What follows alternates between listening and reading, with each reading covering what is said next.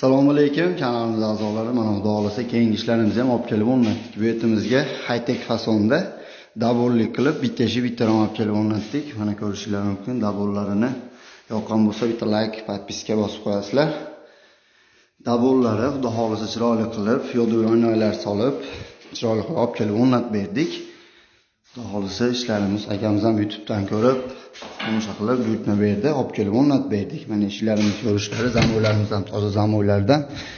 Orqa ko'rinishlari ham xudo xolasa go'zal, chiroyli qilib, oldiga dabor qilib bering dedi. Oldiga dabor qilib berdik. Mana ko'rishingiz mumkin, orqalari ham 3 tadan oshiq-moshiq. Hamma yo'g'i cho'tki bo'lib, penalab, mana podagonlargacha qo'yib berdik. Podagonlarga o'zi qo'shib berdi, aka.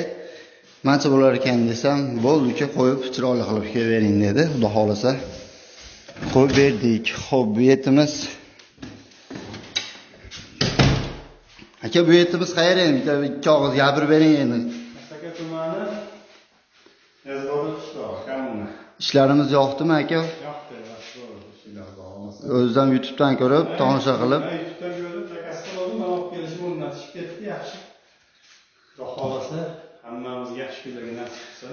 08 MDF'da qilib berdik akamizga ham, kvadratini 700 ming so'mdan. Bitta daborini 450 ming so'm, 550 ming so'mdan qilib berdik, eshik bilan rom.